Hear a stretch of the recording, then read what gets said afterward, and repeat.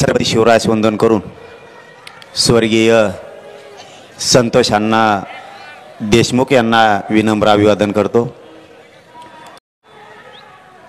आणि व्यासपीठावरील सर्व बांधव, आज आपल्या परभणी जिल्ह्याच्या वतीनं संतोष भैया देशमुख यांना न्याय मिळावा म्हणून मोर्चा आयोजित करण्यात आला आहे। देशमुख भैयाचे कुटुंबीय सुद्धा इथं उपस्थित आहेत। आता सगळे खूप बोललेत, मी जास्त बोलत नाही, पण एक मात्र सांगतो, एक मात्र नक्की सांगणार आहे की संतोष भैयाला ज्या वेळेस ते काल पोलीस स्टेशनला गेले त्यांना बोलण्यात आलं, धमकी देण्यात आलं, बरोबर आहे ना? कालच ना, परवा। मी आतापर्यंत नाव घेऊन कधी बोललो नाही, कारण माझा स्वभाव आहे, मला काहीतरी कुणकुण लागल्याशिवाय मी कोणाच्या वाटा जात नाही।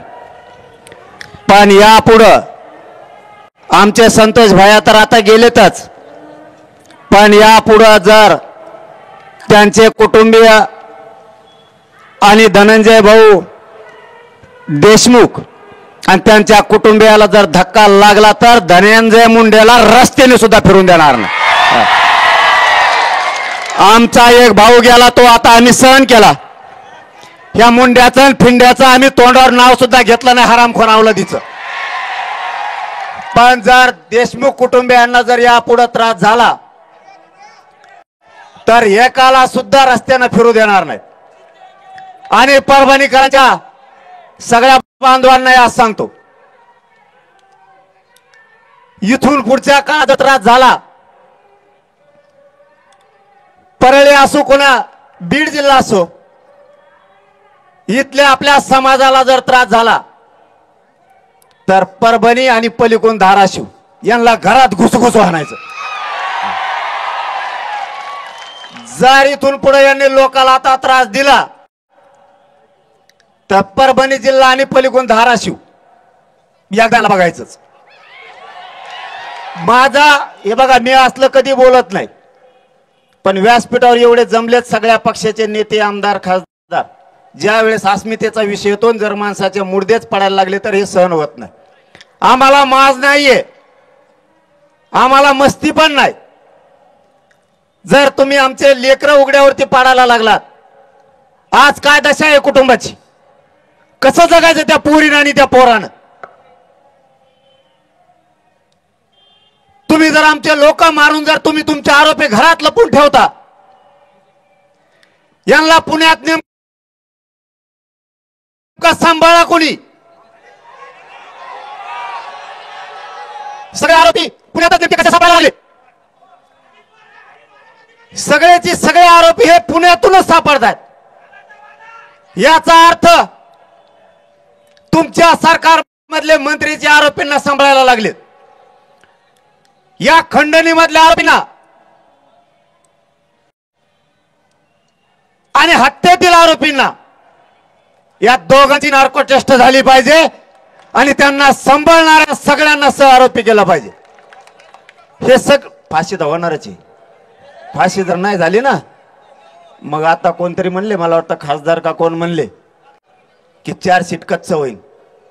सरकारचं ऐकून आणि तिथल्या मंत्र्याचं ऐकून जर का 4 सीट कच्चं झालं आणि त्याच्यातला एक बी आरोपी जर बाहेर आला की मंत्री गोट्याने हल्लाच।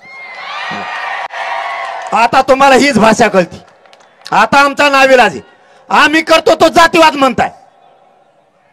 संतोष भैया देशमुखांना जर आम्ही न्याय मागितला तर आम्हाला जातीवादी म्हणता, ही तुमची कोणती भाषा आहे? हे नवीन षडयंत्र सुरू झालंय।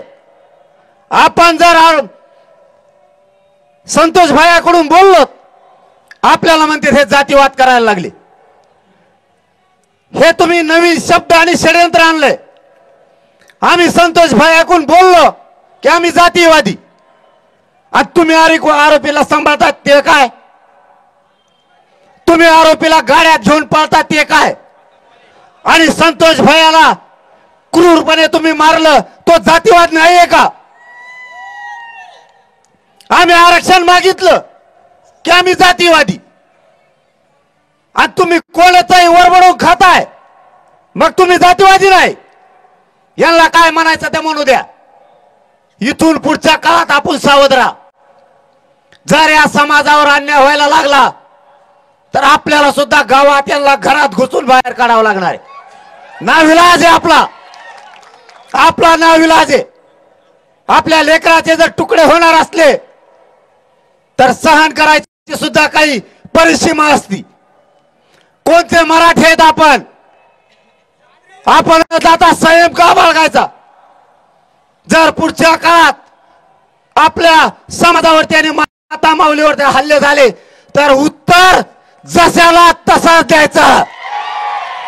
आपण हटायचं नाही. समाज जगणार नाही, तुम्हाला सांगतो. आपण साथ दिली नाही तर आपण जर आपल्या समाजाच्या पाठीशी खंबीर उभा राहिला नाही तर आपला समाज जगणार नाही. ठामपणाने उभा राहा. ते संदीप क्षीरसागर ओबीसीच आहे, कचाकच घोडेला इथे होऊन जाऊ द्या. त्या अण्णाला तर सुंबरच नाही राहिला. ते तर असं खिचित वेगळंच खिचित येत. कसलं गण असल्याच पाहिजेत राव. हे असाचा विषय नाही.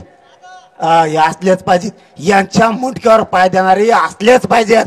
यालाच मराठे म्हणते. जो आमदार तो कुठल्याही पक्षाचा असू द्या, महायुती असू द्या नाही तर महाविकास आघाडी असू द्या, जो आपल्या बाजूने बोलन या महाराष्ट्रातल्या मराठ्यांनी त्याच्या पाठीमागे ठाम उभा राहायचं. त्याला उघडं पडू द्यायचं नाही. नेतृत्व फितृत्व जाऊ द्या खड्ड्यात तिकडं. समाजाच्या बाजूनं त्यांनी ताब्द देऊन देऊन डबल. मग त्यांना कचका कळण परभणी कशाला म्हणतात आणि धाराशिव कशाला म्हणतात. दांडे मूडच तर मागे सरकत नाहीत. मग आम्ही यांना करू देच. आता यांनी फक्त देशमुख कुटुंबियाला डबल त्रास देऊ द्या. मग यांना काचका सांगूच. आता यांना त्याचा थोडं सापडून द्या. त्याला थोडं सापडून द्या. त्याला सुद्धा वाजवतो मी, त्यालाही सोडित नाही. आपलं ना डायरेक्ट नाव असतं. आपलं ते दाटोमोठी नाव नसतं त्यांचं सारखं. आकान बोकान हाकीनन फाकीनन आपण असल्या अंदाज नाव नाही घेत. उलसिक सापडला की डायरेक्ट नाव. आणि त्यांनी मध्ये नाही टाकला की त्याला आम्ही राज्यातच नाही फिरून देत. त्याला राज्यात फिरून देत नाही. तो फक्त थोडा बी तो धनंजय मुंडे याचा सापडू द्या किंवा क्ल्यू मिळू द्या. याला राज्यातच फिरू देत नाही. आपण यांना सुट्टीच नाही. आता तुम्ही धनंजय देशमुखला धमक्या देता. माजुरी अवलाद का तुमची? त्या बिचाऱ्याचा भाऊ गेलाय. त्या लेकीच्या डोळ्यात पाणी. तपासात तुमच्या जातीचे अधिकारी हस्तक्षेप करायला लागलेत म्हणून ते धनंजय देशमुख बिचारा रात्रंदिवस मोटरसायकलवर हिंडताय. आपल्या भावाला न्याय मिळाला पाहिजे म्हणून ते वळवण फिरतय साडूला घेऊन.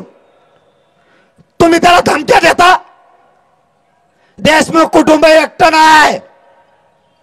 या राज्यातला सगळा मराठा समाज देशमुख कुटुंबाच्या पाठीशी आहे.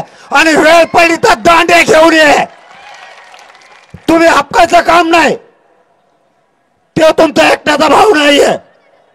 तो आमचा सगळ्यांचा भाऊ आहे. ज्या दिवशी तुम्हाला अडचण वाटेल त्या दिवशी जर कायद्याने न्याय दिला नाही तर हा मनोज जरांगे आणि व्यासपीठावर बसलेले आणि समोरचे सगळे मराठे तुमच्या भावाला नक्की न्याय देणार. ही शब्द आहे आमचा तुम्हाला. आम्ही फक्त कायद्याला मानतो. कायदा सुव्यवस्था शांतता राहिली पाहिजे म्हणून आम्ही शांत आहेत. आणि मुख्यमंत्र्यांनी शब्द दिला त्या शब्दावर एक मराठी शांत आहेत. सगळ्याला फासावर लटकवतील, एकही सुटणार नाही. सगळे आरोपी पकडले जातील. हे शब्द आहे त्यांच्या कुटुंबाला.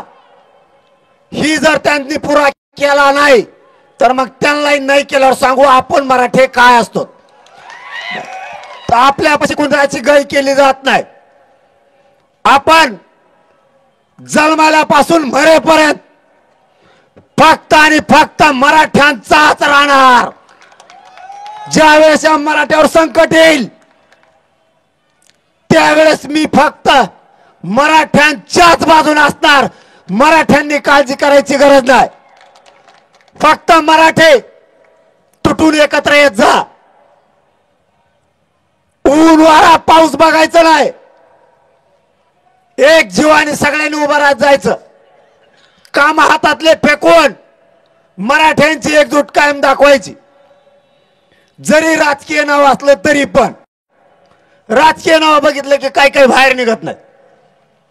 हे चुकले, यांना बी सोडायचं. पण ज्यावेळेस जातीवर संकट येईल त्यावेळेस इथून पुढं घराघरातल्या मराठ्यांनी माता मावल्यासह बाहेर पडत जा. माझा मुलगा म्हणून तुम्हाला हात जोडून विनंती आहे. जातीवरचं संकट परतून लावायला एकजूट दाखवावी लागती. संतोष भैया देशमुखांना न्याय देण्याचा विडा या समाजानं उचललाय. न्याय दिल्याशिवाय या राज्यातल्या मराठ्यांनी मागे सरकायचं नाही. उद्या 5 तारखेला पुण्यात मोर्चा आहे. पुण्यातल्या आणि त्या जिल्ह्यातल्या बांधवांना आव्हान आहे. संतोष भैयाच्या लेकीनं आपल्याला हाक दिली. सगळ्यांनी त्या मोर्चात सहभागी व्हा. रविवारचा दिवस आहे. एक दिवस शहरातले आणि जिल्ह्यातले नाही फिरायला गेले तरी चालेल. आपल्या लेकीच्या हाकेसाठी नंतर कधी फिरायला काही जणांना जायचं असलं तर जा. पण पुण्याच्या मोर्चात सगळ्यांनी सहभागी व्हा. तिथं सुद्धा सगळे राजकीयचे कानावर कुणकुण येते. राजकीय मुळे काही काही कणतायत. कधीतरी आपणही मोठा मन करा. असू द्या कुणी पण. मागणी काय हे बघायचं आणि सगळ्यांनीच बाहेर पडायचं. ज्यावेळेस विरोध करायचा त्यावेळेस करायचा असतो. पण ज्यावेळेस आपल्या काळजाला बाणा लागले ना त्यावेळेस पक्ष, सामाजिक संघटना, ग्रुप सगळं बाजूला ठेवून सगळ्यांनी एकजूट येत जा. ही माझी तुम्हाला हात जोडून विनंती आहे. आपण सगळ्यांनी या देशमुख कुटुंबियाला न्याय मिळेपर्यंत ताकदीनं त्यांच्या पाठीशी उभा राहा. वेळ आली तर पुन्हा एकदा बीडसह जिल्ह्यात पुन्हा परभणीसह डबल मोर्चे घेऊ. पण देशमुख कुटुंबाला न्याय मिळेपर्यंत एकानेही मागे सरकू नका. आणि या पकडलेल्या सगळ्या आरोपींना, मुख्यमंत्री साहेबांना परभणी जिल्ह्यातून आमची विनंती आहे. मुख्यातले आरोपी आणि हत्येतले आरोपी हे दोन्ही पण एकच आहे. खंडणीमुळेच हत्या झाली. सगळ्यांवरती 302 दाखल करून याच्यातला एकही आरोपी सुटला नाही पाहिजे. ज्यांनी आरोपीला सांभाळले, जे आरोपीला पुण्यात घेऊन गाडीमध्ये गेलेत, हे सगळेचे सगळे लोक यांचा सगळ्यांना सह आरोपी करा ही मुख्यमंत्र्यांना विनंती आहे. आणि आपण दिलेला शब्द पाळाल ही आम्हाला आशा आहे. ज्या दिवशी मराठ्यांना वाटल मुख्यमंत्री त्यांच्या त्या मंत्र्याला आणि त्यांच्या आमदारांना आणि आरोपींच्या पाठीशी घालून साथ द्यायला लागलेत, त्या दिवशी सरकारचा आणि मराठ्यांचा समोरासमोर सामना होणार आहे. हेही मुख्यमंत्र्याला जाहीर सांगतो आणि थांबतो. धन्यवाद. जय शिवराय. यानंतर सगळ्यांनी बसायचं. श्रद्धांजलीचा कार्यक्रम होणार आहे. यानंतर देशमुख महिला बचत गट यांच्या मार्फत धनंजय देशमुख यांच्या जे संतोष अण्णा देशमुख यांच्या कुटुंबियांना 1.5 लाख रुपयांचा चेक देण्यात येत आहे. मी जयाताई जाधव आणि उर्मिलाताई जाधव यांना विनंती करतो की त्यांनी देण्यात यावाचे. आणि